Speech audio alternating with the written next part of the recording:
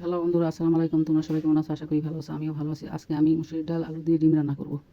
ডালগুলি এখন আমি ধুয়ে পরিষ্কার করে নেব পানি দিয়ে। ডাল আমি চুলায় সিদ্ধ বসিয়ে দিয়েছি, হলুদ দিয়ে সিদ্ধ করে নেব ডাল। তেল গরম হয়ে গেছে, এখন ডিমগুলো ভাজবো।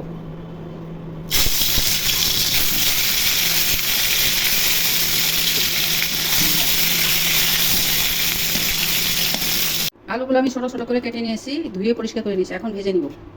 এখন আলুগুলো ভেজে নেব। তেল গরম হয়েছে, তেলের মধ্যে আলুগুলো ভেজে নেব।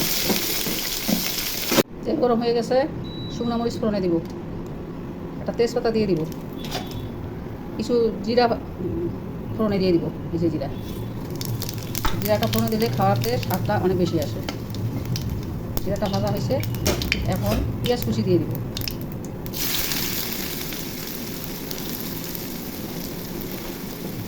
পেঁয়াজ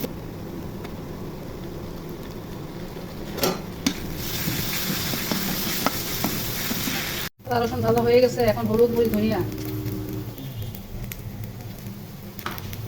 আদা রসুন ভাজা হয়ে গেছে, এখন হলুদ মরিচ লবণ ধনিয়া একসাথে দিয়ে দিব।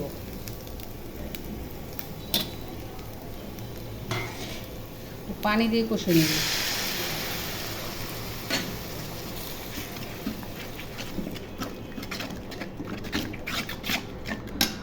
মশলা ভাজা ভাজা হয়ে গেছে, এখন আলু দিয়ে কষিয়ে নিব। ভেজে রাখা আলু,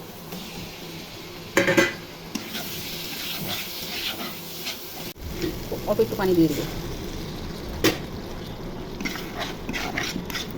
এখন ডিম দিয়ে কষে নিব।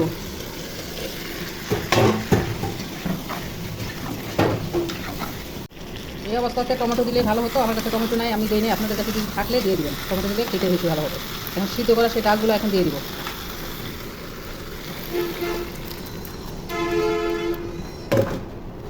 দিয়ে কষিয়ে নিব। কষা হয়ে গেছে, ডিম আলু ডাল কষা হয়ে গেছে। এখন গরম পানি দিয়ে দেবো। গরম পানি দিলে তরকারিটা টেস্ট বাড়ে। গরম পানি দিয়ে দিতেছি পরিমাণ মতো। ঢাকনা উঠে দেখি, নেড়ে ছেড়ে দিই।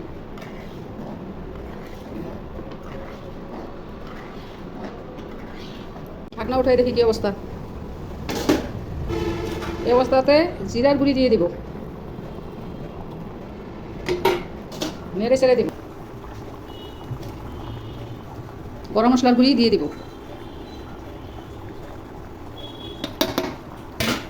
1 মিনিটের মতো তরকারিটা চুলার মধ্যে ঢেকে রেখে তরকারিটা নামিয়ে নিব। গরম মশলা দেওয়ার পরে তরকারিটা হয়ে গেছে।